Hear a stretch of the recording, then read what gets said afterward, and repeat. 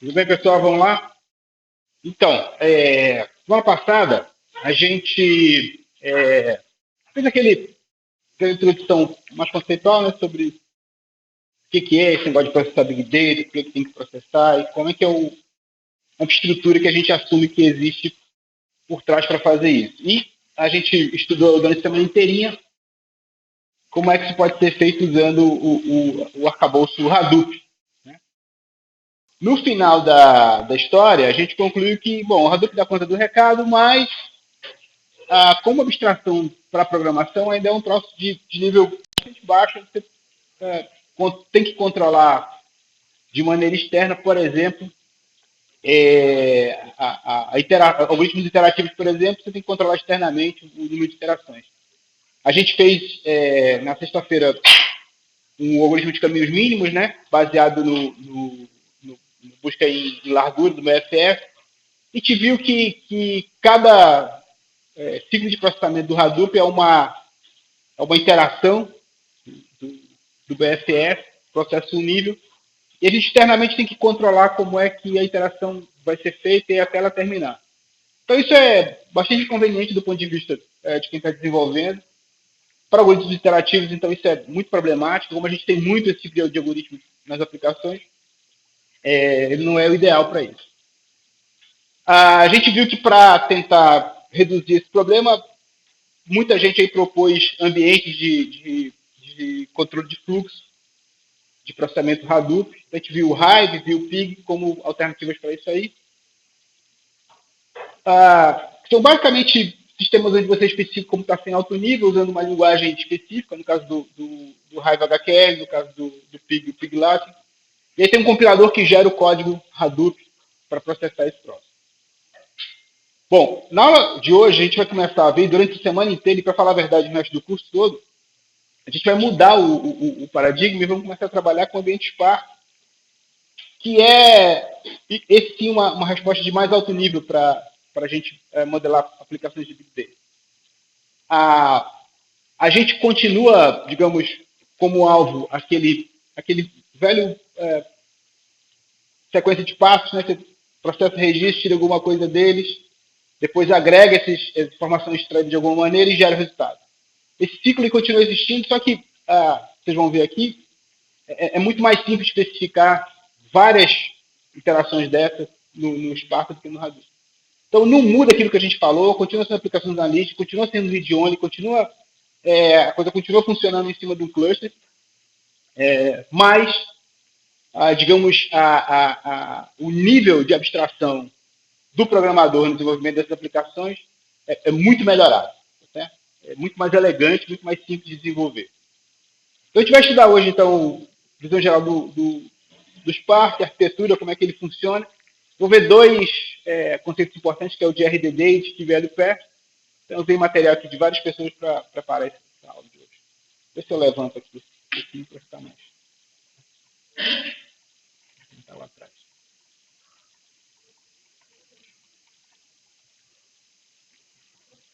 Beleza, vamos lá. Então, vocês lembram que, de novo, né, o MapReduce é um modelo de programação para cluster que transforma dados de armazenamento estável para armazenamento estável. Então, aqui tem uma entrada. Essa entrada a gente já sabe que ela é o sistema de arquivo distribuído HDFS. Quando você carrega os dados, esses dados são distribuídos pelos vários clusters. E aí você tem um processo map processando um pedaço desses dados, extraindo alguma coisa, depois associa a esses caras uma chave, essa chave é enviada para o Reduce, que faz alguma operação de agregação e que escreve de volta na memória estável, no caso o HDFS. Então eu tenho memória, disco rígido do HDFS desse lado, disco rígido do HDFS desse lado, sistema de arquivo distribuído HDFS. Aqui no meio acontece um montão de coisas, a gente estudou com detalhe como é que funciona a distribuição, como é que é feita esse pedacinho aqui que a gente chamou de shuffle and sort. Mas isso aqui é uma passada em batch, né? Você saiu daqui, chegou aqui, terminou o processamento, não tem interação aqui no meio do caminho. Então, o Hadoop ele é inadequado para aplicações que reusam repetidamente o conjunto de dados a ser processado. Isso acontece bastante em algoritmos interativos, como, por exemplo, algoritmos que mexem com gráfico. A gente mostrou o BFS e o caminhos mídios, mas o PageRank, por exemplo, é uma aplicação importante que é complicado de usar em Hadoop. Tem muita implementação eficiente, mas o controle não é tão bom assim. Né? Vários algoritmos de machine learning, por exemplo, que repetidamente pegam a amostra dos dados e geram dados de treino, tem esse problema. E, principalmente, isso foi uma motivação muito grande para o Spark. Se você precisa interativamente mandar uma resposta, mandar um dado e pegar o resultado e analisar de maneira interativa, é difícil fazer isso no Hadoop. Né? Aquelas ferramentas tipo Hive e Pig, elas servem exatamente para tentar diminuir esse problema, mas não resolve muito bem. Então, o Spark ele é um outro modelo, diferente do Hadoop. Né? Não é uma evolução do Hadoop. Digamos, é uma generalização do Hadoop, mas diferente do Pig e do Hive, ele não foi construído para funcionar com o Hadoop. Ele é independente. A maneira como as coisas são processadas não depende do Hadoop. Processamento distribuído em memória para cluster, assim como o Hadoop, né? E a principal abstração é fluxo de transformação sobre um conjunto de dados. Você vai ouvir bastante falar sobre esse conjunto de dados, a sigla RDD, a gente vai ouvir falar bastante dela, é o principal estudo de dados, né? A principal classe de objetos que o Spark trabalha com RDD.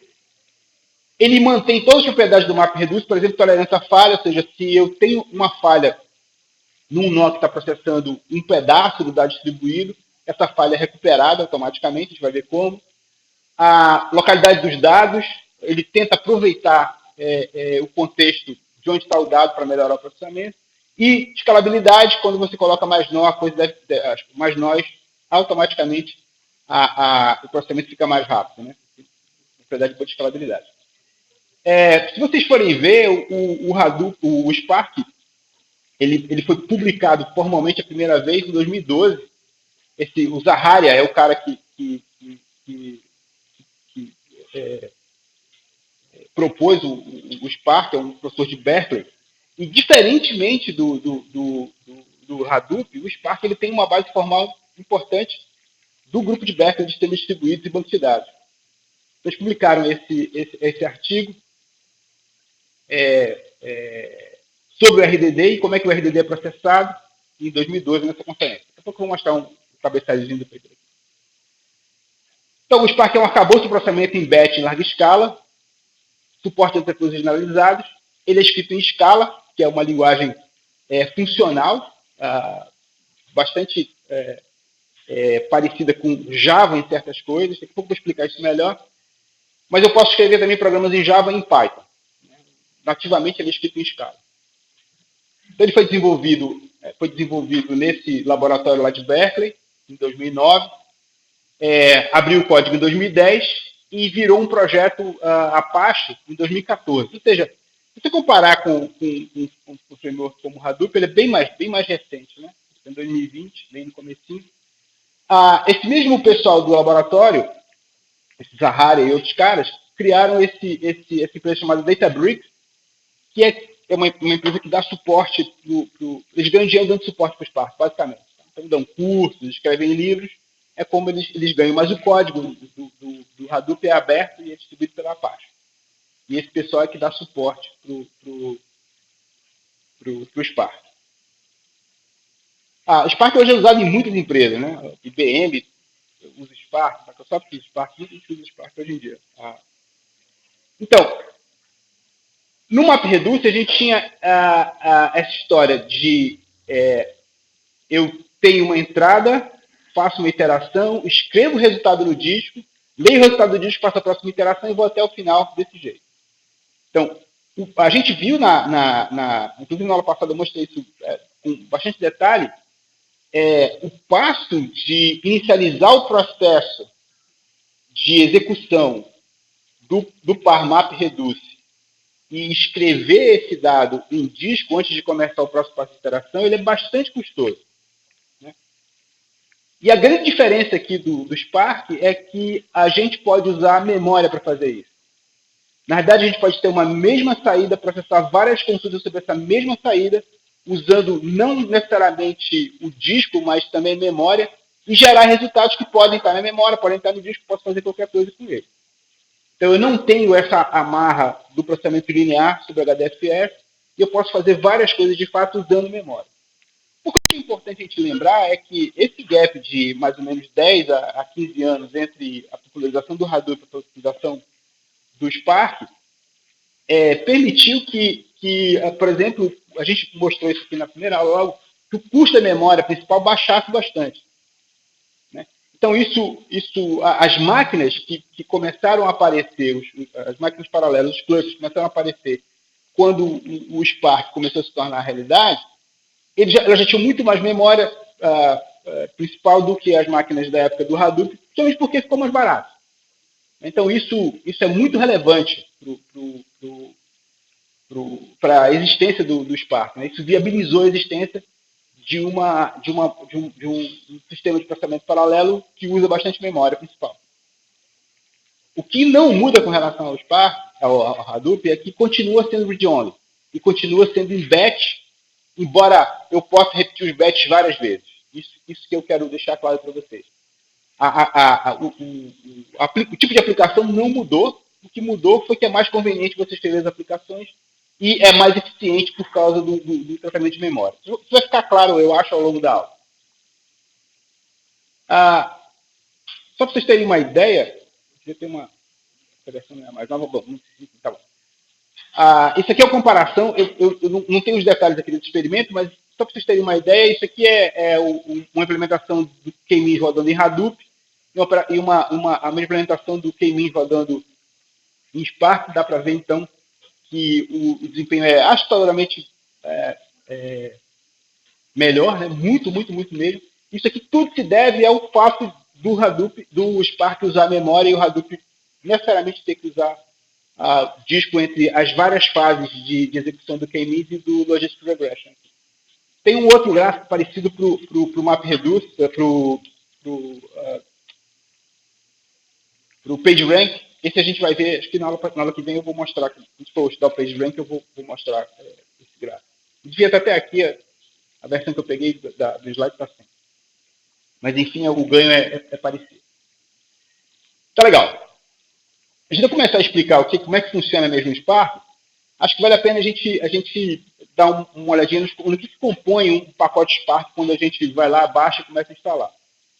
Bom, de cara tem esse Spark Core, que é, digamos, a máquina de execução Spark, que toma as decisões todas. E já vem, digamos assim, de fábrica, uma série de pacotes para facilitar o processamento de uma série de tipos de dados diferentes. Por exemplo, tem Spark SQL, você pode acessar dados estruturados com uma linguagem bem parecida com SQL, então fica fácil fazer consultas.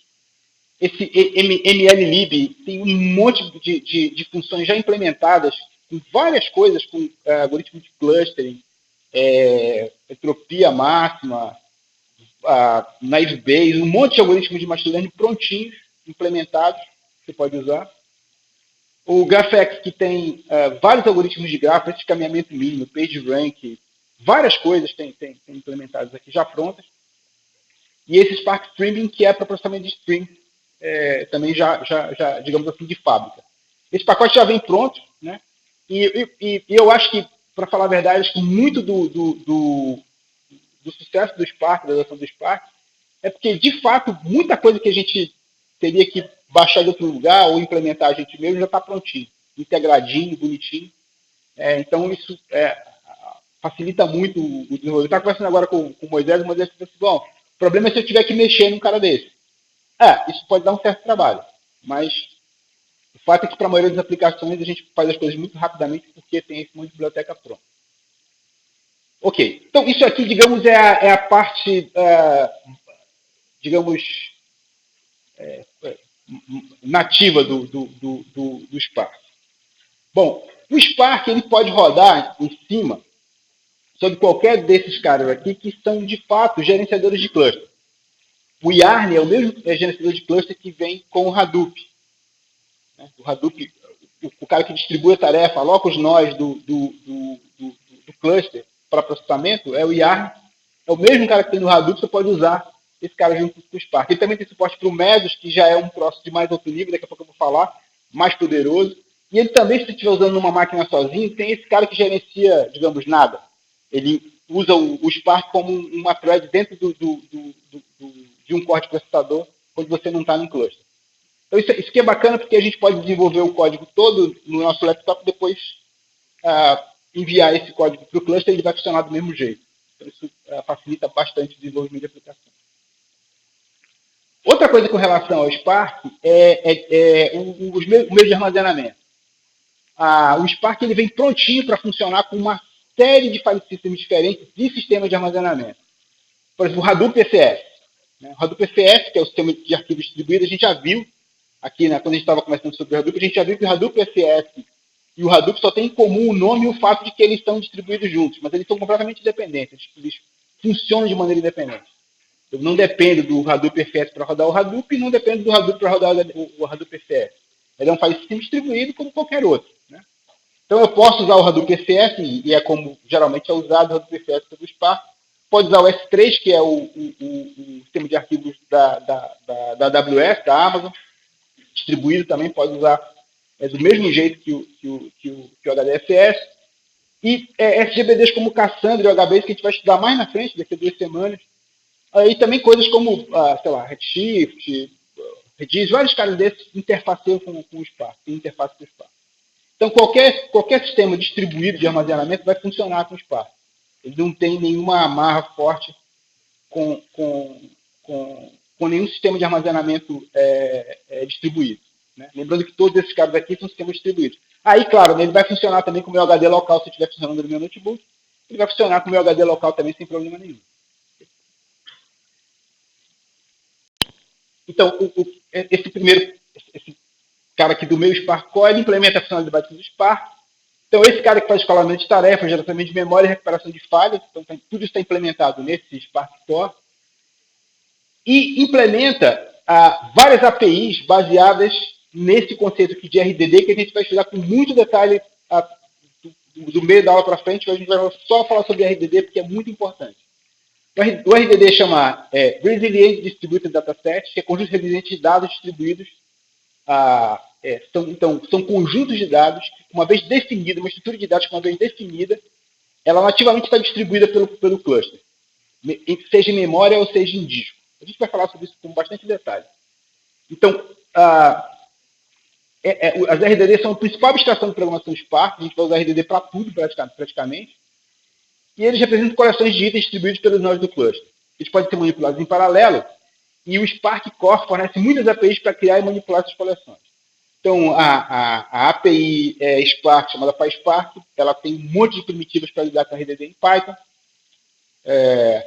a Java e Scala. E tem a DR também, que funciona razoavelmente bem, embora não vou falar dela aqui.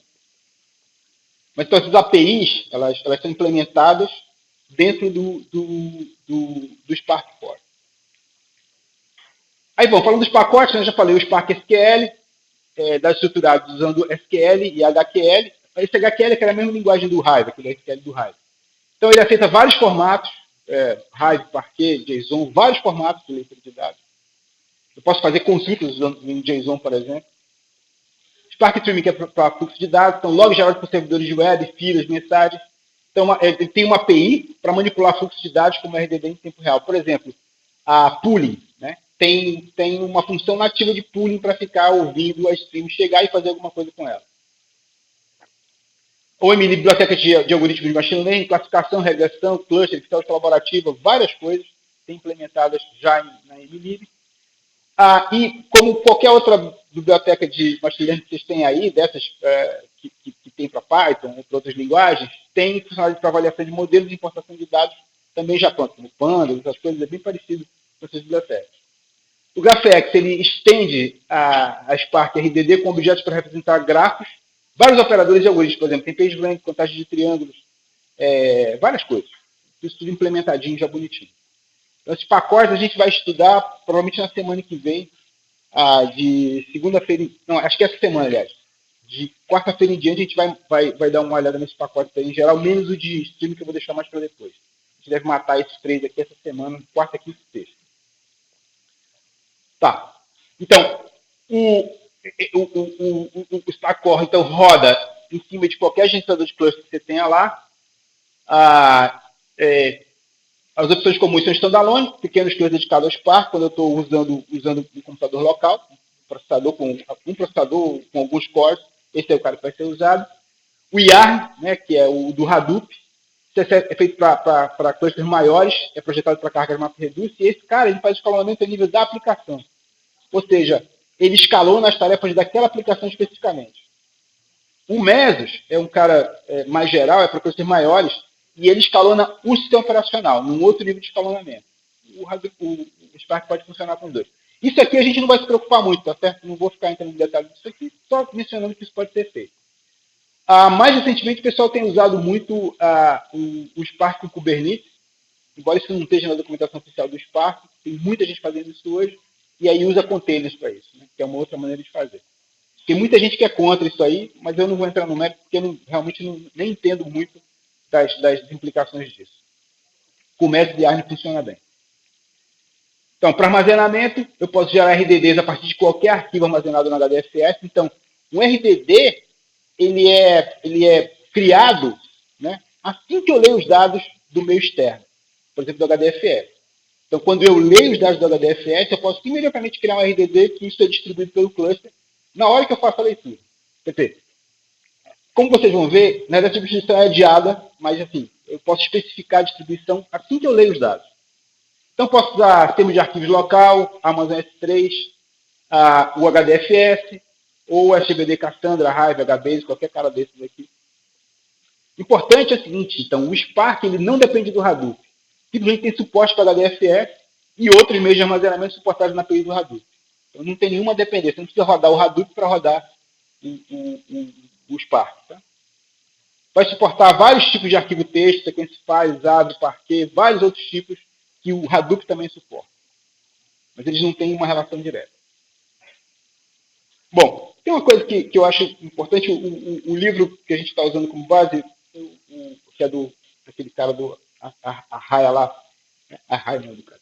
Enfim, ele destaca muito isso aqui e eu acho interessante a gente também destacar. O Spark ele foi feito pensando em dois cenários de aplicação principais. O primeiro é processamento analítico interativo, que o cara do livro lá chama de cientista de dados. Então é um cara que sabe programar, por exemplo, em Python, ou em Scala, tem um conjunto de dados armazenado no seu HDFS ou no banco de dados como o Cassandra, e o cara quer rodar análise, quer montar gráficos, enfim, quer analisar os dados interativamente. Então, o Spark serve para isso, tá certo? Serve para processamento interativo. Então, por exemplo, análise de dados, geração de modelos de forma interativa com resultados imediatos. Então, ele já vem com duas interfaces interativas, uma para Python e outra para Scala, e pode interfacear com ambientes como MATLAB, R, Pandas, etc. Na verdade, você pode pegar o Jupyter Notebook, escrever teu código em Python, conectado com o cluster, e tudo vai funcionar direitinho. E, é claro, o produto final dessas coisas não são programas, mas são gráficos, dashboards, modelos, etc. Então, é uma atividade típica do cara que está analisando os dados para uma tarefa ad hoc. O cara quer saber quantos barbeadores eu vendi por estado na semana passada. O cara quer responder uma consulta dessa ad hoc, o Spark ajuda a processar isso rapidamente. Desde que o cara saiba interagir com as ferramentas interativas, vai conseguir fazer isso interativamente. Então, esse é o primeiro, digamos, a primeira aplicação para a qual o Spark se presta. Dá para usar o Hadoop dessa maneira? Claro que dá. Né? Só que, como vocês viram, o esforço de implementar isso é bem maior. Né? Então, você não espera que um cara que não é um desenvolvedor experiente teria o tempo e a paciência de fazer isso. Por isso que aqueles ambientes Hive e Pig serviam para diminuir esse trabalho, tornando a coisa um pouco mais de alto nível, mas o Spark já resolve isso nativamente. E o cenário, o segundo cenário é o cenário desse que a gente, aliás, está mais preocupado aqui, né? Que é o desenvolvimento de aplicações intensivas em dados, e aí uma coisa mais de engenharia de dados. Né? Quer dizer, eu quero construir aplicações, mesmo sistemas que vão processar os dados e fazer coisas com eles, gerar os dados e passar para outros lugares, etc. etc. Desenvolvimento de aplicações para manipulação eficiente de grandes volumes de dados, usando cluster computacional com alto nível de abstração. O produto final disso não é um gráfico, um dashboard, um modelo, é um software que eu posso rodar. Né? Posso pegar e rodar ele sempre que eu quiser. Ou uma biblioteca, ou um módulo de um software maior que eu posso rodar. Obviamente que essas coisas não são instantes, né? Eu posso desenvolver um modelo, um software desse, entregar para o cientista de dados, etc, etc. Eu posso criar um pacote, posso fazer o que eu quiser.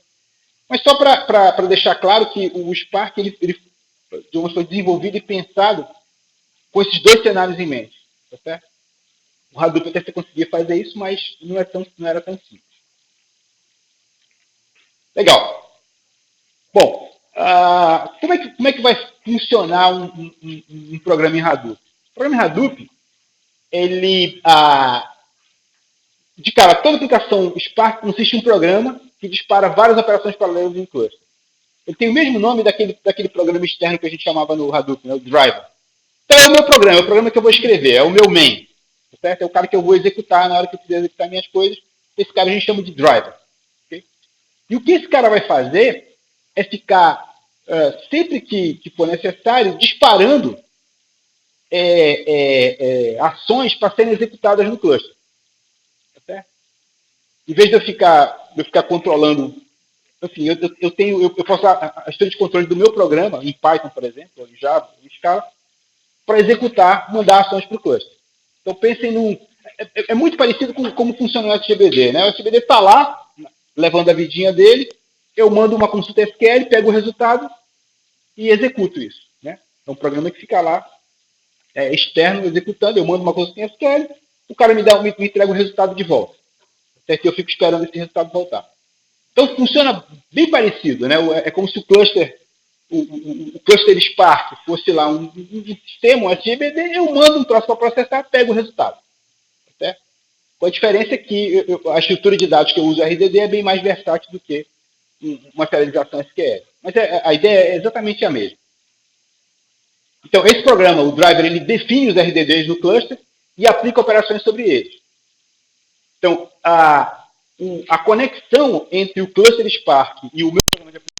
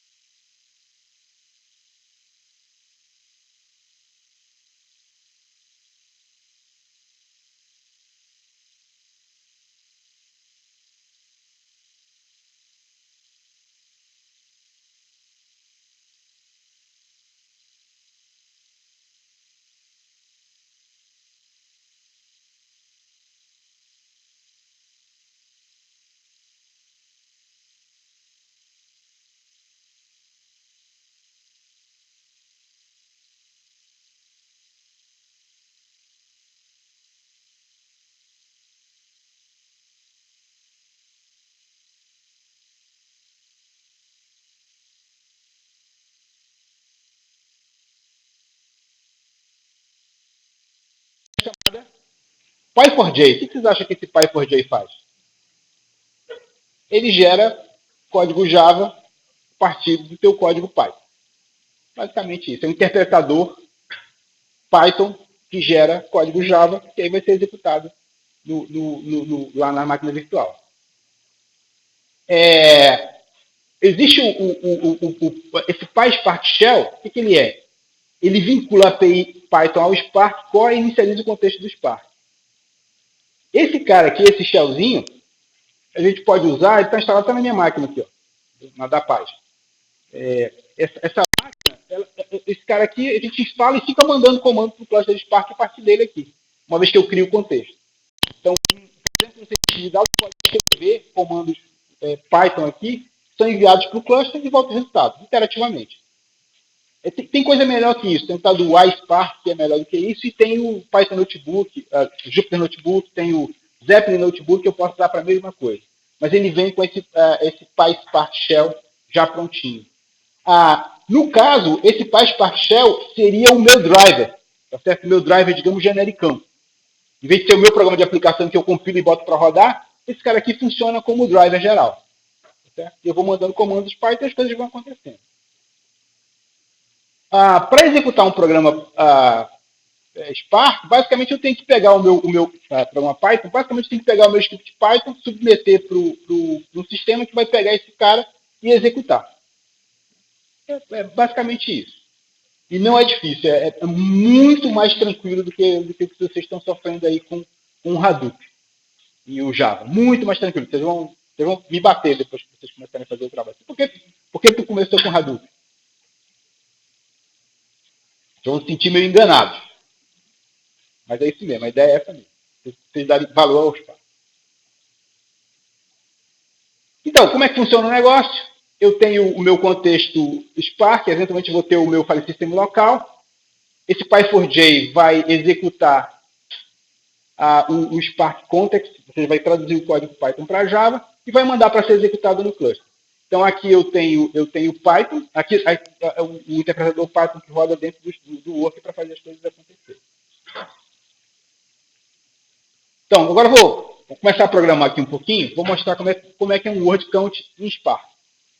Spark usando linguagem Python.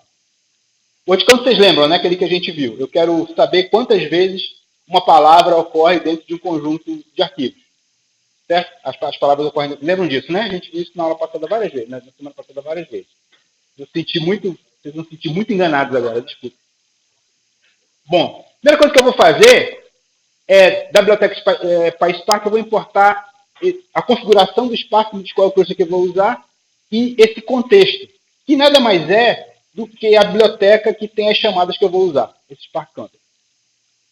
Aí eu vou dizer, nesse caso aqui eu vou usar um cluster que é a minha máquina local, e o nome da minha aplicação é o word count. Esse nomezinho aqui depois vai ser usado no cluster, quando a gente estiver monitorando para saber qual é o nome do app, é esse aí. Mas basicamente aqui o que eu estou dizendo é qual é o cluster que eu vou usar. Nesse caso aqui é o cluster local, eu posso dar o URL do meu cluster onde vai rodar o negócio. Eu passo, outras coisas que eu posso falar é quem é o usuário, qual é a password, várias coisinhas, tá? Quantos processadores eu vou usar, mas eu estou omitindo tudo isso aqui. Basicamente eu faço essa configuração. Aí eu crio o contexto, que é basicamente eu estou instanciando esse objeto. Geralmente essa variável SC é o negócio que tem o contexto. Tá? Inclusive lá no Shell, o nome dessa variável é exatamente SC. Vários exemplos que eu olhei, tudo SC, mas você pode, claro, ter mais de um. Inclusive pode ter mais de um Shell, tá? Pode ter mais de um cluster. Não tem nenhum problema. Bom, aí, primeira coisa que eu vou ler eu tenho esse arquivo texto, que no caso aí chama shake.txt, e ele tem palavras. É aquele arquivo do Shakespeare, que até vocês estão usando aí no trabalho prático. Né? Tem livros do Shakespeare. Então, a primeira coisa que eu vou ler é usar essa função textfile para ler esse cara. Certo? E, quando eu faço isso, eu automaticamente, que eu estou usando aqui o contexto, eu estou criando já um RDD, tá? Um conjunto de dados distribuído na memória do cluster. Certo? É isso que eu estou dizendo. Carregue esses dados na memória do cluster. Esse cara vai espalhar esses dados na memória do cluster, nos vários nós. Eu estou dizendo exatamente isso aqui. Então aqui, eu, por exemplo, tem essas duas linhas aqui, o to be or e o not to be. São duas linhas que eu li de lá. Em seguida, eu posso aplicar várias transformações sobre esses dados. O que eu estou fazendo aqui? Isso aqui, então olha só. Eu estou usando essa função flatMap, depois eu vou dizer o que ela faz com detalhe, mas basicamente o que ela faz é usar essa função para quebrar a entrada em várias linhas. Depois eu vou falar direitinho o que ela faz com a sintaxe de detalhe. Mas olha só, isso aqui é uma função que eu estou passando para executar essa operação. Essa função é uma função Python. Estou usando, isso aqui é uma função sem cabeçalho em Python, né? Uma função, como é que chama? Função lambda. Né? Em vez de botar o nome da função, eu declaro a função aí onde ela está sendo executada. E essa função aqui, o que ela vai ser? Ela vai lá para o cluster para ser executada nos nós do cluster. Certo? Eu estou instanciando a minha maquininha virtual Java com essa função para ser aplicado com essa operação aqui, flatMap, que vai transformar isso aqui nisso aqui. Certo? Então, o que eu estou fazendo aqui é extraindo as palavras das linhas desse arquivo aqui. Então, nesse ponto aqui, eu já tenho um RDD, que é um conjunto, nesse caso, que contém esses elementos. E aqui eu transformei esse RDD em outro. Veja que eu não modifico o RDD original. Eu crio um outro. Esse aqui chama-se line. Certo? Tudo aqui é RDD porque ele partiu de um RDD. Foi criado aqui no contexto SC. Depois eu vou dar a definição de RDD direitinho. E aí eu criei um outro RDD a partir dele, que é esse cara aqui. Tudo que eu estou fazendo aqui, eu já estou executando no cluster, tá certo? Já está indo para ser executado no cluster. Por exemplo, esse split aqui que ele vai pegar? Ele vai pegar cada linha desse arquivo que está distribuído, que eu acabei de distribuir aqui, né, do RDD que eu acabei de distribuir em memória, vai pegar esses caras e vai executar naquele seu pedacinho, naquele nó do cluster. Parecido com o que a gente viu no Hadoop, no MapReduce. Certo? Lembra que aqui está tudo distribuído. Bom, beleza. Próxima coisa que eu vou fazer é gerar um map. Olha aqui, lembra do map? Então eu vou pegar, para cada palavra dessa, eu vou gerar um contador 1.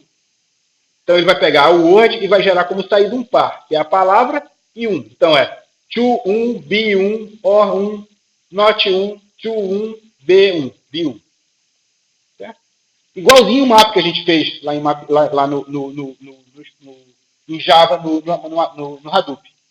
Igualzinho. Mesma ideia aqui. Tá? Esse Words aqui é outro RDD. É outro conjunto de dados. Só que agora, em vez de conter palavras, ele contém pares.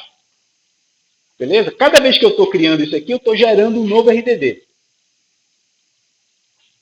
Professor, não vai ocupar muita memória? Não. Daqui a pouco eu explico por quê. Não era essa a pergunta? Já explico por quê. Próximo. Aí eu vou fazer um reduce by key. Estou pegando todo mundo que tem to, né? E estou contando aqui, ó, tem 2 to, né? Então esse cara e esse cara vão para o mesmo nó, vai somar 2, be para esse nó e contar 2, not para esse nó e contar 2, e assim por diante. É exatamente o MapReduce que a gente viu. Certo?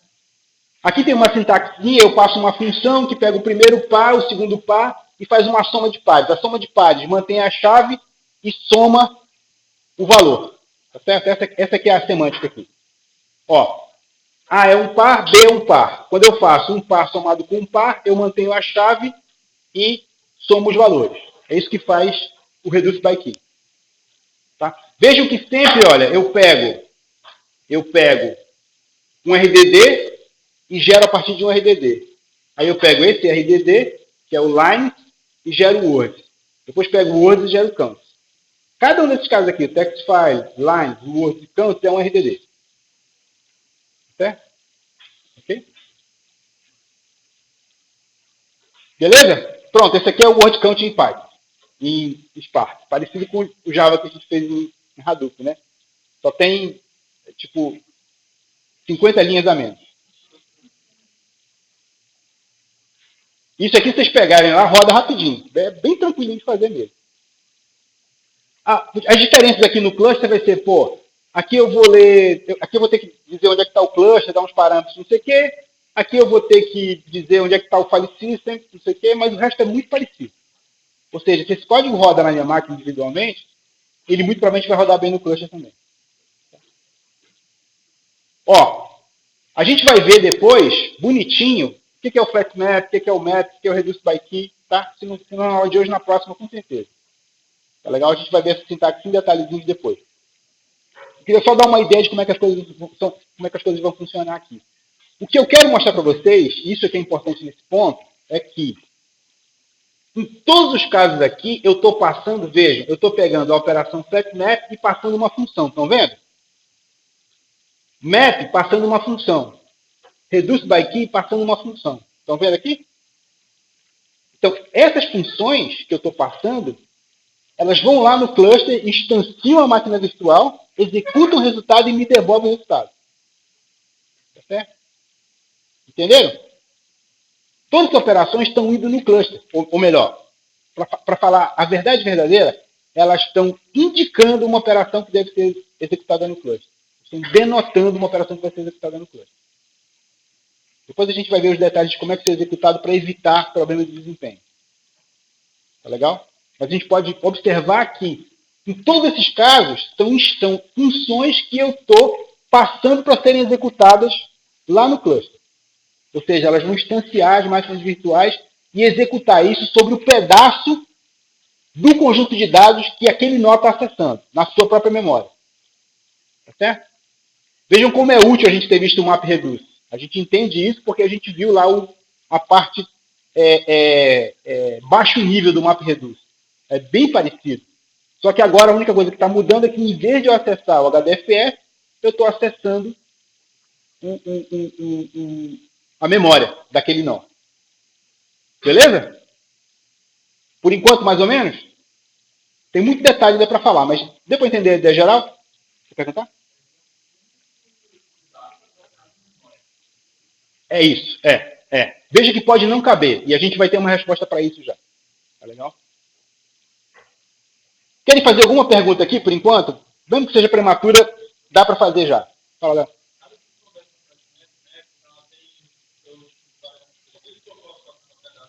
Não, eu preciso passar uma... Ele espera determinadas funções aqui, que fazem determinadas coisas. Tá certo? Eu não posso passar qualquer coisa. Por exemplo, esse cara, o Reduce by Key, ele espera um par. Aliás, ele espera dois pares. Tá certo? Se eu não passar uma função que processa dois pares, eu tenho um erro de sintaxe. Quer dizer, em Python, na maioria das vezes, as coisas vão acontecer e vão dar errado e eu não vou saber. Se fosse em Java ou em Scala, que é fortemente tipada, eu teria um erro. Tá? Em Python é mais complicado. Porque Python é fortemente tipado, ele vai tentar tipar de alguma maneira, vai dar um erro e eu vou ter que debugar para achar. Beleza? Mais perguntas? Vocês estão achando fácil demais para ser verdade, né? Bom, mas pior que é. Vamos lá. Assim, e depois eu posso salvar isso de volta no meu HDFS, no meu... Eu vou falar HDFS, mas pode ser outro meio de armazenamento qualquer, tá legal? Distribuído. Vou salvar aqui num arquivo chamado campus, nesse caso. Beleza? Isso aí, se for HDFS, isso aqui funciona igualzinho no Hadoop. Né? Vocês lembram? O cara vai escrever um pedacinho em cada chunk do HDFS. Certo? Depois eu vou ter que ir lá coletar. Legal? Tudo bem? Então esse é o word count, ele vai aparecer outras vezes. E eu vou, à medida que a gente for mostrando, eu vou mostrando mais detalhes sobre ele, como é que ele funciona. Tá legal? Só para ter uma visão geral. Tá legal? Ó, mas de novo, pessoal, sempre eu pego uma coleção de dados, faço uma coisa sobre ela e gero outra coleção de dados. Tá legal? E isso é feito lá no cluster. Porque lembre-se que a coleção de dados está distribuída nos vários nós. Então eu tenho que fazer sobre todos os pedacinhos distribuídos. Tudo bem? Beleza. Então, só para detalhar aqui, ó, esse é um outro programa, parecido com aquele. De novo, Lines ST Text File With Me. Nesse cara aqui é a primeira criação de um RDD, de um conjunto de dados distribuídos. É o Resilient Distributed Dataset, RDD. Então, estou criando aqui um cara chamado line. Nesse caso aqui, eu estou explicitamente declarando a função resPython line, return Python line. Então, esse cara aqui, ele vai retornar a linha se ela tiver Python escrito. Tá? Era para estar o fun aqui, versão antiga. E aí, Python line é o filter que usa essa função. Ela retorna true se tiver Python. Então, olha só, eu estou passando a função aqui, nesse caso, explicitamente. Tá? Então, envio da função explícita para execução no cluster do RDD. E nesse caso, eu estou passando a mesma coisa, só que em vez de eu dar uma função com nome, eu estou passando aqui a funçãozinha lambda, que dá para fazer em Python tranquilamente. Ou seja, isso e isso são a mesma coisa.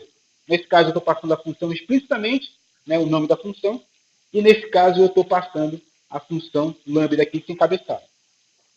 Certo? O que o pessoal diz, o programador Python mais experiente vai saber isso melhor do que eu, é que geralmente quando a função é pequenininha, você pode fazer isso aqui, e quando ela é muito grande, melhor fazer isso aqui para o código ficar mais legível. Né? Isso aqui, vocês que são programadores Python experientes, me digam. Beleza? Faz sentido? Lembrem, eu estou mandando essa função para executar nessa operação lá no cluster. Legal? Vamos sempre lembrar isso. Beleza? Legal. Falar um pouquinho mais aqui do Spark Context. Então, o programa deve importar os pacotes Spark e criar o Spark Context. Primeiro deve-se criar um objeto Spark Conf para configurar o ambiente, em seguida criar um objeto Spark Context com ele. Então, nesse caso aqui, eu estou importando o Spark Conf e o Spark Context, criando o contexto, e aí a configuração e depois criando o contexto. Nos parâmetros, você tem que ter, no mínimo, a URL do cluster, que informa o Spark como se conectar no cluster. Eventualmente vai ter a URL do cluster, vai ter o nome do usuário, vai ter a senha, né? Tudo que precisa para conectar no cluster. Nesse caso aqui é local. O local é um valor especial que executa o Spark em uma thread na máquina local. Então eu posso fingir que estou num cluster, mas eu estou executando na realidade no meu processadorzinho lá no meu computador local. O nome da aplicação identifica a aplicação do gerenciador do cluster. Quando o gerente do cluster vai ver lá o que está rodando, vai ter o nome da tua aplicação lá. Nesse caso aqui é o WordCamp. Então como é que as coisas estão? Qual que é a arquitetura de alto nível que a gente está vendo aqui? O driver que vai funcionar no meu computador local, pode funcionar no cluster também, claro, mas é um computador que não necessariamente está no cluster, tá certo? Ele pode estar fora do cluster. Eu estou rodando o meu programa no meu computador, e esse cara vai disparar operações para serem executadas nos workers, que estão rodando esse sim no cluster, que vai utilizar a RAM. E os dados de entrada também estão espalhados no cluster, aonde? Por exemplo, no HDFS, tá? no file system distribuído. Então, esse cara, ele vê o file system distribuído e tem a sua própria RAM. Beleza? Lembre-se que o file system distribuído ele é uma abstração. A gente já viu como é que ele roda. Então, eu tenho um processo que fica, né, controlando. Nós vimos bastante detalhe HDFS nas aulas anteriores, então funciona do mesmo jeito. Não precisa ser o HDFS, pode ser S3, pode ser um SXBD, pode ser qualquer outra coisa no caso do Spark. Então, vamos lá. Vamos ver um outro exemplo aqui, que é mineração de logs. Né? Eu quero buscar palavras ocorrendo em registros de erro de um log. Esse exemplo aqui é interessante, ele vai explicar uma coisa importante. Então, esse aqui é o meu cluster, eu tenho o meu programa driver, eu tenho os workers rodando no cluster. Certo? Então, isso aqui é o meu cluster, isso aqui é meu computador, onde eu estou rodando o meu programa driver. Tudo bem até aí? Beleza. Então, a primeira coisa que eu faço é ler o arquivo de entrada. Nesse caso do HDFS. Então, esse cara vai fazer com que os pedaços, os chunks do meu arquivo, que está especificado aqui, seja lido e carregado na memória dos nós, gerando o meu HDD. Veja, o contexto aqui chama-se Spark. Aqui no caso do Conf chamava SC, tá? Aqui, ó. O contexto aqui chama-se SC. Nesse caso aqui, o nome do contexto é Spark. Tá legal? Beleza? Posso dar qualquer nome, Mariazinha, qualquer nome. Só não Aguinaldo, que é o nome dele. Não tinha mexido com o Aguinaldo hoje? Só para te acordar. AG, não pode chamar de AG. Dá erro. Então, esse, digamos, é o RDD base. É o primeiro RDD que eu estou criando. Certo? O RDD, então, é um objeto em memória distribuído pelo cluster, que nesse caso vai ter o conteúdo do que foi lido do HDFS, dos tempos do HDFS. Aí eu crio um novo, em cima do lines, né, eu crio um novo RDD, que está aqui a funçãozinha, me dá as linhas que começam com a palavra erro, tá? Usando a sintaxezinha aqui, tá? Isso. Então é o S, onde S começa com erro. Né? Então, filtra essas linhas. Uma coisa importante, pessoal, é que quando esse cara é executado, nada acontece no cluster. Certo? Eu simplesmente indico que essa operação será executada. Isso é muito importante do ponto de vista de performance. Certo? Nada acontece fisicamente. Tá? Como? Não é nem uma solicitação, é mais um registro do que deve ser feito. Tá certo? Ou seja, lembra que eu usei aquela palavra lazy evaluation, né? das linguagens funcionais, né? Execução adiada, ou seja, eu registro a operação, mas eu não executo ainda. Certo? Ou seja, na realidade, esse RDD ele não será criado fisicamente. Tá certo? Ele só está indicado aqui que ele deve existir a partir dessa operação. Tá legal? Isso é super importante. Beleza. Então, nada aconteceu no cluster ainda. Então, eu vou criar o primeiro RDD transformado do line. Beleza. Aí eu vou pegar mensagens e vou quebrar, tá certo? Vou pegar a segunda parte aqui e vou quebrar no contra-barra T. Vou tirar a segunda parte, vou pegar só a segunda parte. Eu não quero a parte de erro, eu quero só o que está depois. Vai ser uma maneira de pegar aqui, de quebrar esse cara em duas partes para tirar o contra-barra T. Então, criei um novo RDD. Não se preocupem com a linguagem, não. O importante aqui é, eu peguei o erro e gerei um novo RDD, que é esse mesmo. Ó, gerei um primeiro que é o line, gerei o segundo que é o erro, e gerei o terceiro que é o mesmo. De novo, nada aconteceu no cluster. Certo? Simplesmente a gente denotou a operação e a gente não vai executar agora, fisicamente. Ou seja, eu não estou ocupando memória nem com isso, nem com isso e nem com isso. Certo? Legal. Agora sim, agora eu quero que o dado seja realmente gerado na memória. Então, eu explicito isso usando cache. Tá certo? Somente nesse momento é que eu estou dizendo que esses caras têm que ir para a memória. Tá certo? E agora, ao invés de executar isso, isso e isso, eu vou executar as três ao mesmo tempo. E vou gerar somente o último RDD. Eu não preciso gerar os outros. Na realidade, eu só li o arquivo aqui agora. Só li o arquivo aqui agora. Não fiz nada ainda fisicamente. Agora eu quero contar, certo? Eu quero contar quantas dessas mensagens tem a palavra for. Aí sim.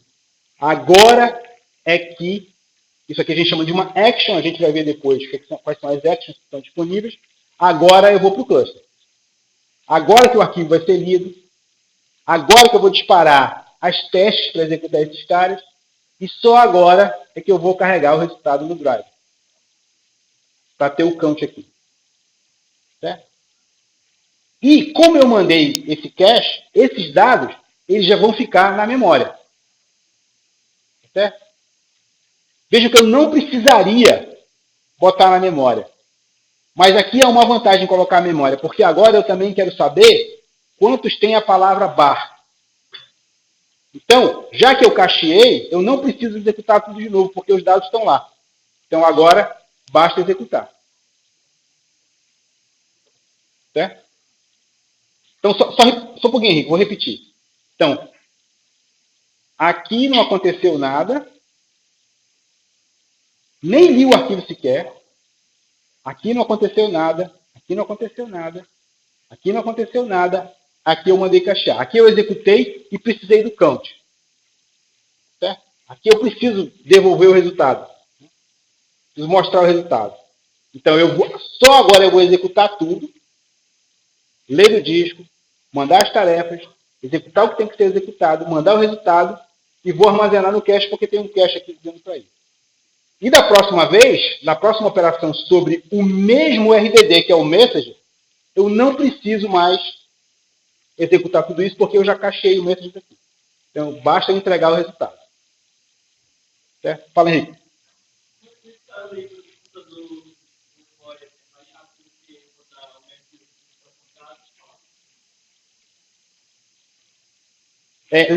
Lembra que o MapReduce só opera em disco, né? Então é mais rápido, porque eu estou fazendo em memória.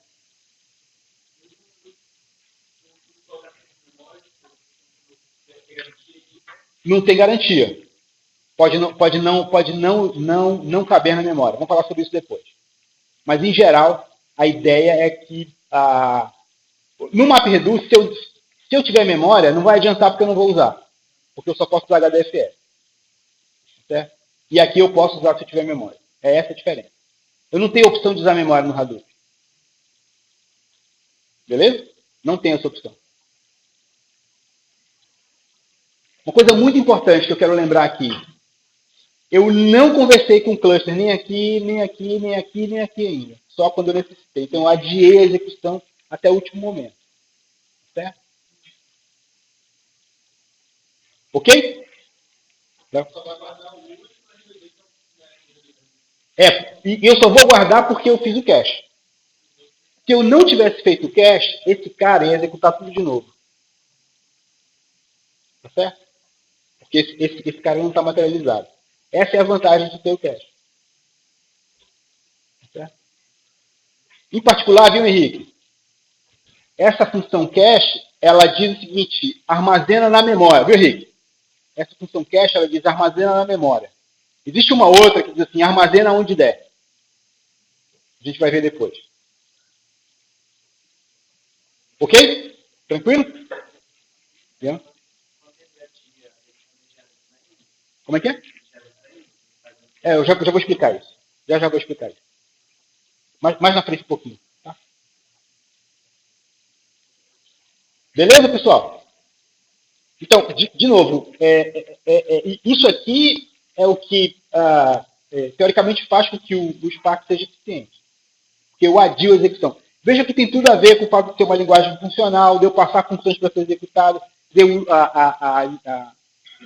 o negócio ter sido implementado em escala, ele facilita esse tipo de coisa, tá certo? Então tem muita aderência ao ambiente de escala o fato do Spark ter sido implementado nessa linguagem.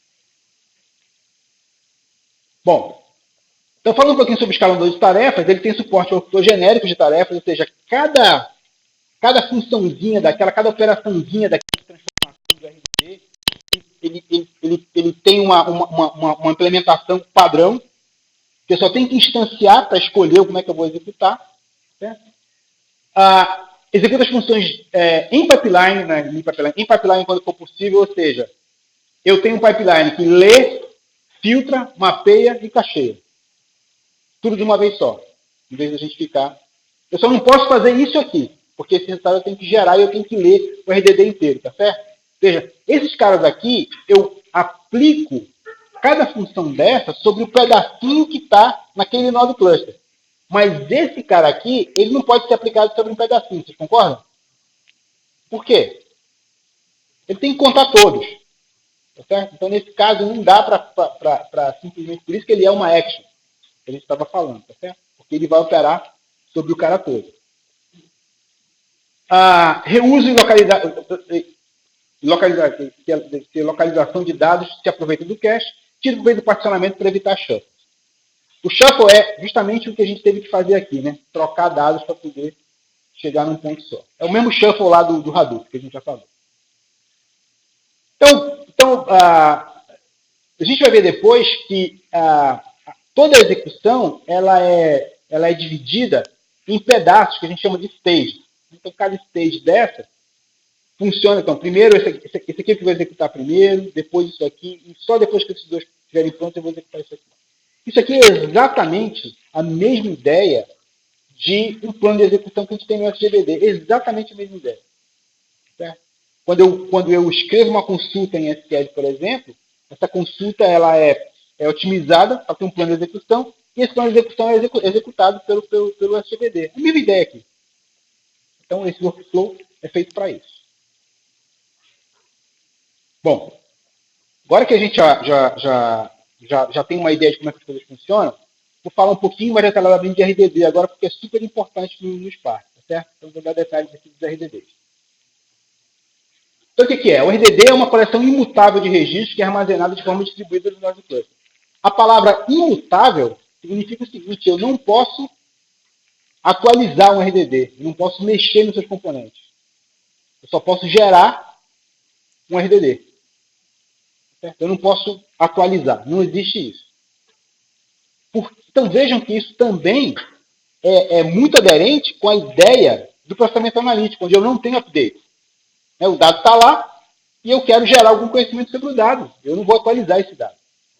É o mesmo problema que a gente tem no Hadoop também. Não tem isso, não existe atualização no Hadoop. Tem no máximo append.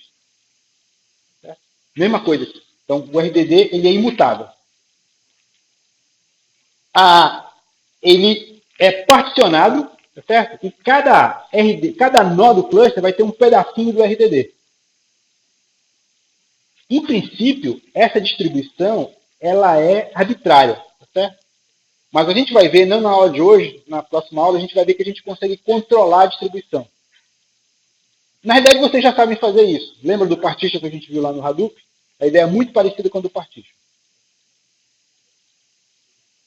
Então, eles são criados pelas transformações de dados que estão em memória estável, usando operações de fluxo de dados. Então, tudo que a gente viu, o map, o filter, o group by, na realidade, eles pegam um RDD e geram outro RDD. Esse gera, lembrem, quando eu estou falando gera, indica a geração. Tá? Ele não é executado de fato, como a gente já viu. Tá? Podem ainda sofrer operações em paralelas, como reduce, collect, count, save, a gente vai ver depois isso aí. Podem ser caixados em memória entre operações paralelas, quando eu quero reusar o dado, e podem ser reconstruídos se uma partição for perdida. Isso é interessante.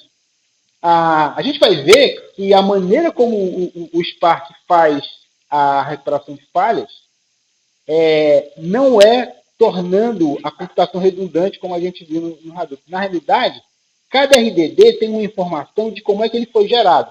De tal maneira que se eu perder um pedaço do RDD, eu consigo reconstruir a partir dos anteriores. E é isso que a máquina de execução, a Spark, faz.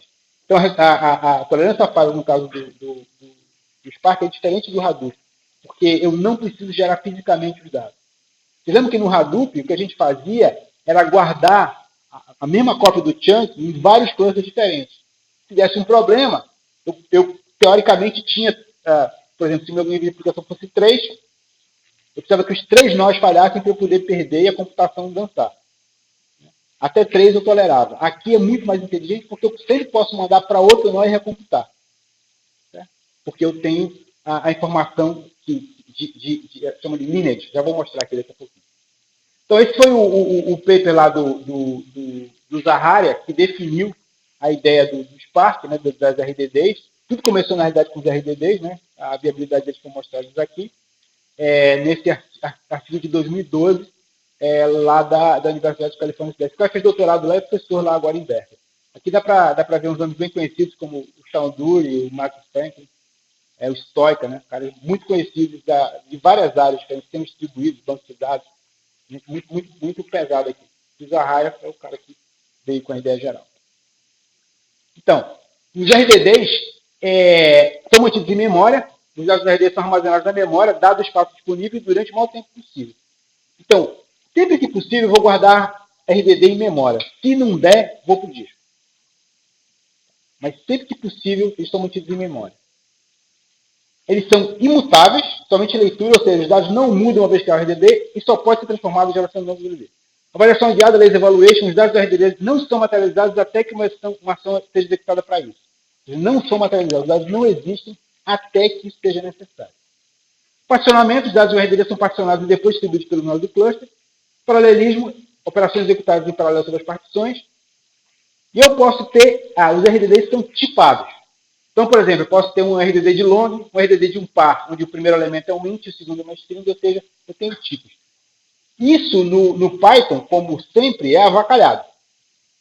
Né? Em Java e em Scala, que são fortemente tipados, isso é mais digamos, rígido, né? Aliás, essa é uma das razões pelas quais o Zahara diz que o Python ele geralmente vai ser menos eficiente do que o Spark, o Java e Scala, né? Porque eu vou estar sempre tentando resolver o tipo ali, tentando ver se o tipo está ok, justamente porque o Python é avacalhado nesse sentido. Né? Mas quem já programa em Python já está acostumado com isso, então não é problema, né? Então, os RDDs podem ser criados a partir de qualquer arquivo armazenado em HDFS ou outro sistema de armazenamento suportado pelo Hadoop. Ou seja, assim que eu leio alguma coisa do meio de armazenamento externo, eu já posso criar o meu RDD. Isso define o RDD, okay? E quando materializado, esse cara vai ser distribuído naturalmente. Então, Local File System, ManusSQL, HBase, o que for. O Spark suporta arquivos de texto, vários formatos diferentes, JSON, um monte de coisa. Tudo que o Hadoop suporta, o Spark vai suportar também. Então, para criar um RDD, eu posso carregar de uma fonte externa, nesse caso aqui um arquivo local, nesse caso aqui eu estou criando a partir de todos os arquivos no diretório que tem extensão TXT, estou lendo todos de uma vez, nesse caso eu estou pegando um arquivo do HDFS, desse servidor HDFS, que é main node aqui 9000.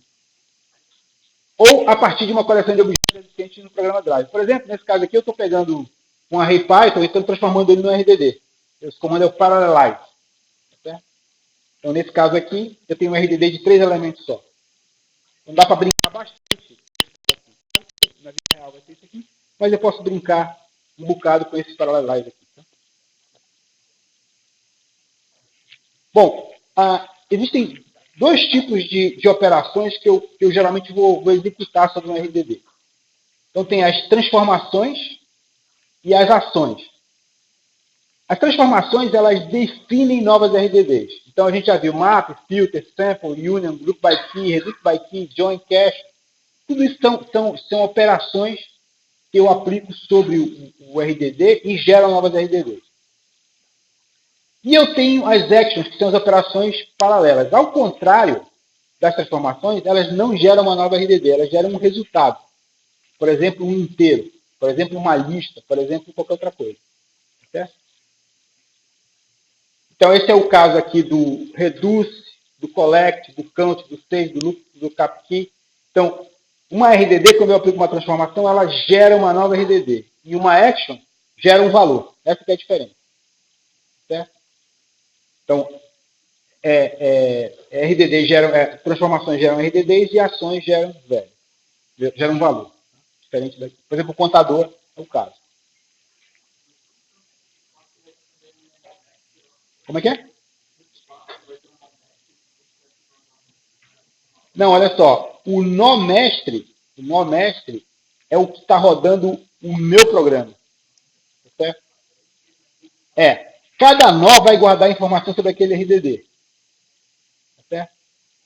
Na realidade, a definição da estrutura de dados inclui a lista de operações. Faz parte da definição. Então, é uma estrutura de dados mais ou menos sofisticada, nesse sentido. Tá? Se eu for abrir lá na memória, vai ter lá o conjunto de operações que eu executei.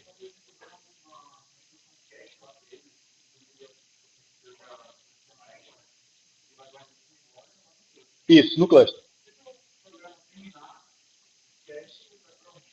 Já era. Eu tenho que fazer alguma coisa com o resultado. Igual como se eu estou rodando o meu programa, as variáveis locais do programa vão desaparecer o conteúdo. Mesma coisa. Tá bom? Oi. Sim, rapidinho. RDD existe enquanto o programa está rodando. Então eu tenho que pegar o resultado e fazer alguma coisa com ele. Por exemplo, guardar no disco. Quem perguntou? Falou isso. O RDD já é particionado. Ele é distribuído por definição. Não é que pode, ele já é.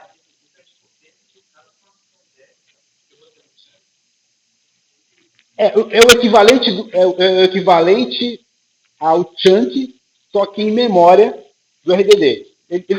O pessoal chama de split esse negócio. Não. Aí tá. Uma coisa que o Spark vai tentar fazer é distribuir igualmente. É claro que isso não vai acontecer sempre. Tá? E eventualmente eu posso controlar a distribuição, se eu souber o que eu estou fazendo. Tem jeito de fazer isso. Mas então, pensa nesse RDD como se fosse uma estrutura de dados qualquer, com muitos elementos. Por exemplo, pode ter uma coleção de pares chave-valor. Certo? Tem 1 milhão de pares chave-valor. Então, cada nó vai ter um pouquinho desse 1 milhão. Certo? Então, é uma estrutura de dados distribuída. Beleza? Essa é a ideia. A abstração que a gente tem que ter é essa. A única diferença é que, eventualmente, ela não está materializada em memória. Ela só define como é que são os elementos. Legal?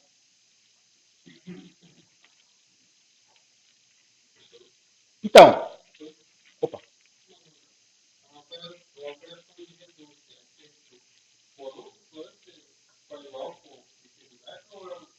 Por outro cluster ou por outro não? Tem que ser feito tem que ter igual no Hadoop. Outro não. Outro não. Exatamente.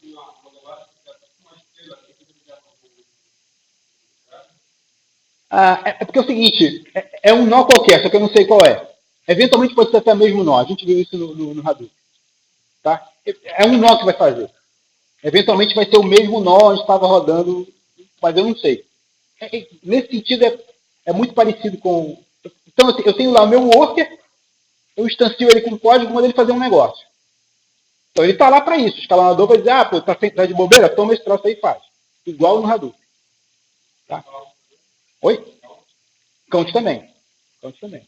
Eu tenho que mandar para algum lugar para poder contar.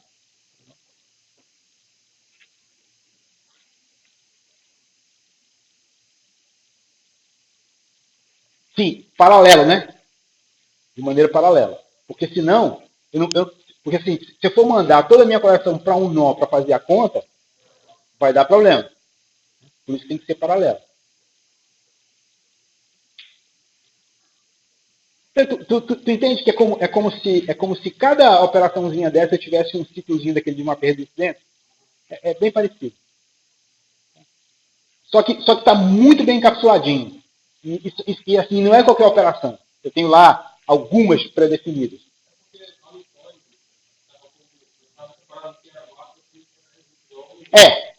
Porque de fato eu não preciso ter essa diferença.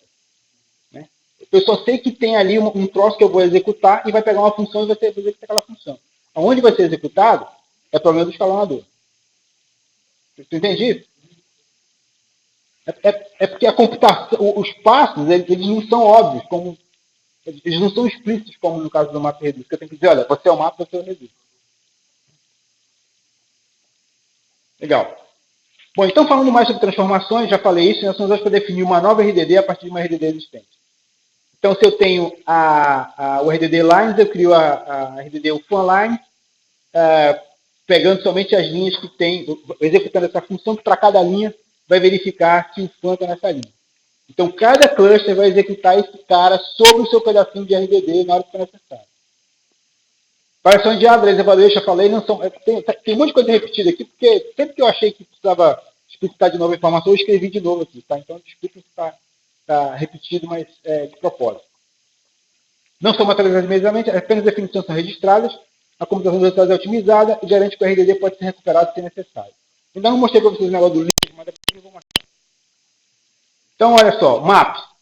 Forma uma RDD distribuída a partir de um RDD, filter, novo RDD a partir de dados filtrados, sample, novo RDD a partir de uma amostra de um RDD, isso aqui não é determinístico, ele me dá uma amostra mesmo, eu digo, eu quero uma amostra de 10 caras desse RDD. Ele me cria um novo RDD que tem 10 caras aleatórios.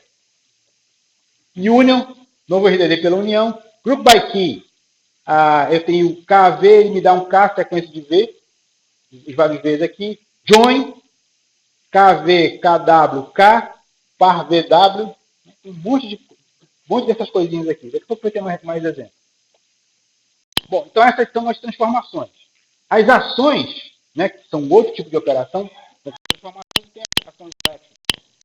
Computa o resultado com base em um RDD e devolve ao programa de drive ou salva em sistema de armazenamento, por exemplo, HDFS. Então, por exemplo, o FAN Line First pega a primeira linha do RDD line e me dá um valor. É a primeira linha. Não é um RDD, é um valor. Então eu posso ter o reduce, que faz a agregação de RDD usando uma função, collect, cria um array, count, número de elementos, count by key, que me dá o número de caras por chave, né? Isso aqui é praticamente o word count pronto. Né? Faz o word count com 2 linhas, que é esse cara aqui. Então, diferença entre transformações e actions. Eles podem ser definidos a qualquer momento, mas só são computados na primeira vez que são executados em uma action.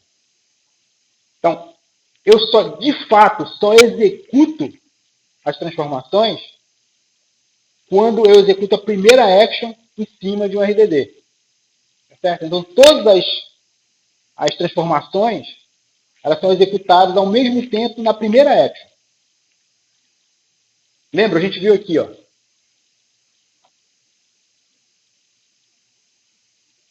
Eu só executei esse monte de coisa quando eu fiz esse primeiro count aqui. Tá?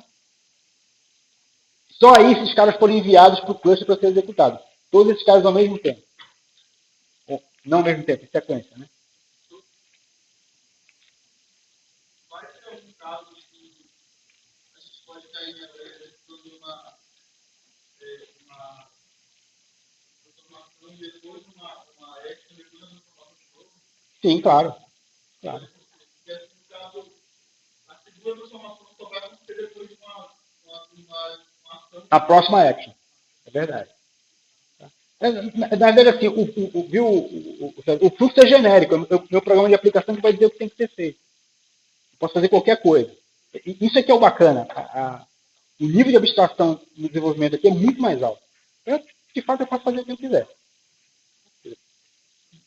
Nesse caso aqui, por exemplo, sei lá, eu quero contar e pegar a média.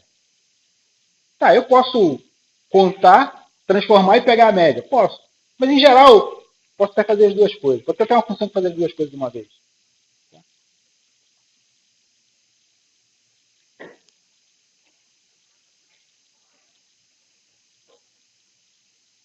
Então, diferentemente das ações, tá. Então, isso é importante. Então, os RDDs podem ser definidos a qualquer momento, mas só são computados na primeira vez que são usados em uma action. Assim, não é necessário carregar e armazenar todos os registros da cada transformação. Viu? É aquilo que está me perguntando. Pô, a gente vai armazenar só? Não. Não vamos armazenar, porque não precisa armazenar. Só na hora da action é necessário. Então, eu vou economizar memória e tempo com cada transformação intermediária. O Spark vê toda a cadeia de transformações para calcular apenas os dados necessários para o resultado. Olha esse exemplo aqui. Li as linhas, criei um RDD, certo? Filtrei as linhas, criei um line, certo? Depois eu fiz o fun lines first. Olha só. Essa action aqui, quando eu executar, eu não vou ler nem o arquivo todo. Eu vou parar quando eu encontrar a primeira fun. Porque eu não preciso executar mais do que isso. Certo? Eu só vou pegar a primeira e vou parar aí. Tá? Aqui, esse exemplo deixa muito claro que tem uma pipeline acontecendo. Vou pegar uma linha, filtrar e aplicar o first. Pronto, acabou. Okay? Só a primeira linha. Então eu não vou fazer nada até esse ponto aqui. Entenderam onde é que está a pipeline aí? Para cada elemento do RDD eu vou aplicar essas funções. E, claro, vejam, isso é no cluster, né? Não é numa máquina só. Claro, se eu estiver rodando numa máquina só, não é uma máquina só. Mas se eu estiver no cluster, isso é no cluster. Bom, persistência. Por padrão, os RDDs são recomputados sempre que se executa uma ação sobre eles. Então, nesse caso aqui, por exemplo, se eu não tivesse persistido o RDD, ao executar essa ação, eu ia executar todas essas transformações de novo. Tá certo? Então, por conta disso, é que é interessante, de vez em quando, a gente persistir o RDD. Então, se desejar utilizar um RDD, em várias ações, pode persistir o RDD usando o persist. O persist, tem nada aqui, ele vai tentar persistir em memória e, se não conseguir, vai armazenar em disco. Mas isso é transparente, tá certo? O cache vai tentar persistir em memória e, se não conseguir, não vai persistir. Ou seja, eu vou ter que recomputar de novo se eu precisar. Viu, Henrique? Se não couber em memória, não tem problema. Porque se eu precisar, eu vou computar de novo. Então, do ponto de vista da computação, não tem problema. Vai ter problema do ponto de vista do desempenho. Mas eu não perco dado. Faz sentido? O persist, se tiver memória, vai tentar em memória. Se não tiver memória, vai botar no disco também. O persist é mais geral do que o cache. Nesse sentido.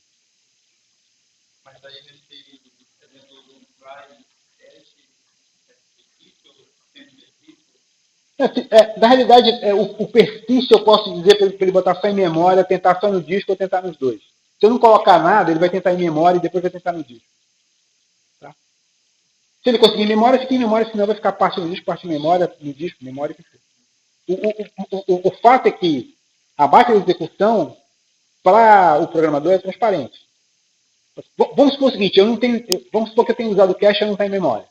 Ah, legal. Quando eu realizar a próxima action, o que vai acontecer? Não está em memória, o que eu tenho que fazer? Tem que computar de novo. Mas não perco. Se eu usei o persist e não está em disco, mas não está em memória, mas está em disco, eu vou ler do disco. Azar que vai demorar. Certo? É claro, gente, já estou vendo todo mundo debugando. Aí não poder na memória, o que aconteceu, tal, não tem máquina nessa máquina. Isso aí é debugar, né?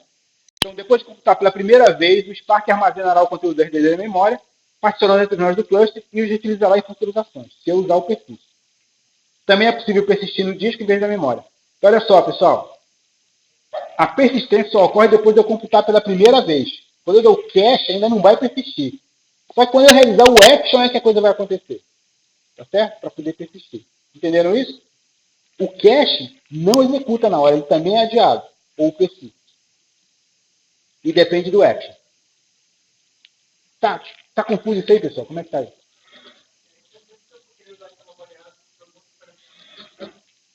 Isso. Sem querer recomputar tudo de novo. Tu pode reusar, só que tu vai computar tudo de novo. E pode não ser legal. Beleza? Então, na prática, a gente vai usar o persist para carregar um subconjunto dos dados na memória e consultar repetidamente. Por exemplo, aqui, ó. Lines, peguei aqui as linhas, filtrei as linhas do fan, fiz um persist, fiz um count, depois fiz um first. Esse count aqui, quando eu executei o count, já persistiu tudo. E aí o first só vai pegar o primeiro e me entregar. O primeiro é o primeiro que foi lido, tá? Veja que ele pode estar em qualquer nó. Eu não sei nem que nó está. Então, o cache, ele é o persist com esse parâmetro aqui, que eu não falei os parâmetros para vocês. No livro tem uma tabelinha com todos os parâmetros. Mas o persist com o parâmetro storage level memory only é igual ao cache. Tem algumas opções aqui. Tem memory only, memory and disk, disk only, tem várias possibilidades. Para não entrar em detalhe, eu só botei esse exemplo aqui. Beleza? Fala, cara. Ah, é o Funlines, tá errado aqui. Tem um bugzinho. Então, de novo, lembrando, né? Lá no caso da mineração do log. Leio os caras, quer dizer, indico a leitura, né? A leitura não vai acontecer, que é o base RDD. Gero o RDD, defino o RDD dos erros, defino o RDD de mensagens, indico o cache. Aí, nesse ponto, eu vou executar uma action e o resultado vai ser cacheado. O resultado de quem? Não o resultado, né? A RDD vai ser cacheada, não é o count que vai ser cacheado, é o RDD mensagem. E aí, na próxima, eu só faço ler do cache. Tranquilo? Oi?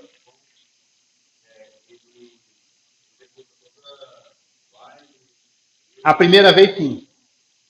A primeira vez, sim. Lembra da pipeline, né? Ele vai pegar um cara, executar isso, depois executar isso, depois executar isso, depois executar isso.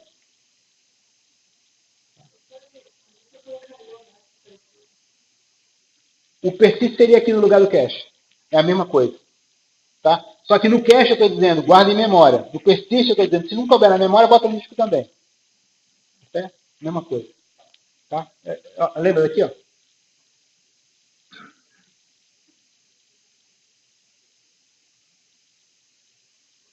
Aqui, ó. Tá?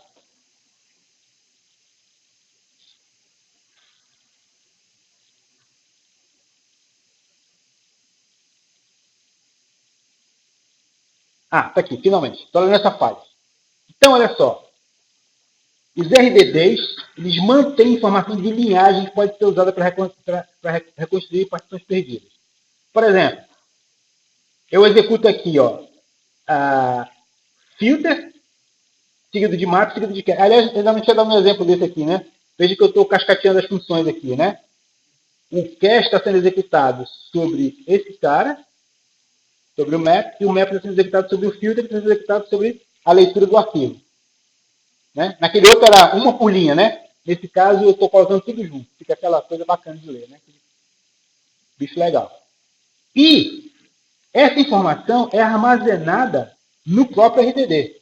Não verboso desse jeito, tá? É cheio de código em binário, claro. Então eu sei que primeiro eu executei essa leitura. Primeiro eu executei essa leitura, depois apliquei a função contains, depois apliquei a função split, depois apliquei a função cache. Aliás, essa sintaxe aqui é de Scala, tá? Esses negocinhos aqui. Não é de Python, não. É bem parecido, né? Então, essa informação aqui, que chama linhagem ou lineage, é o conjunto de operações, de transformações que eu apliquei para chegar nesse último RDD aqui. Tá? Então, se acontecer alguma coisa com alguma partição, com algum split de algum pedaço do RDD, eu consigo reconstruir aplicando esse troço. Claro que isso vai custar computação, mas eu consigo reconstruir. Tolerância à falha, nesse caso, é feito guardando a sequência de execuções. Eu mando para outra. Mando para outra. Lembra, uma coisa importante que você falou agora. Lembra que o HDFS ele garante tolerância à falha independente da máquina de execução. Porque eu continuo tendo a redundância a nível de armazenamento do próprio HDFS. Isso é independente do processamento. Então, aquele chunk, aí é chunk mesmo porque é HDFS. Quem foi que falou? Oi. Aí é chunk mesmo porque é HDFS. Não é split do RDD em memória. Ele está em outra... Como eu estou usando HDFS, ele está em outro pedaço. Ele está em outro cluster, em outro nó do cluster também. Porque a redundância é no nível do HDFS e não aqui do espaço. Tá? Não é nível de processamento, mas de armazenamento. E qualquer outro sistema vai garantir isso. Se não é distribuído, não serve.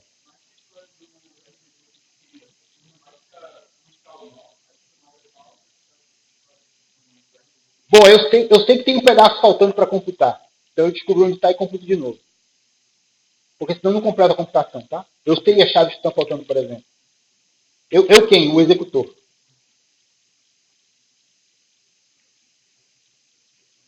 Pô, bicho, um monte de sintaxe aqui agora. Deixa eu ver aqui. Não, vamos parar. Chega de sintaxe, né? De linguagem, né? Estou saco cheio disso já. Mas aí, na hora que vem, a gente dá uma passadinha nesse comecinho e olha esse sintaxe de novo aqui. Beleza?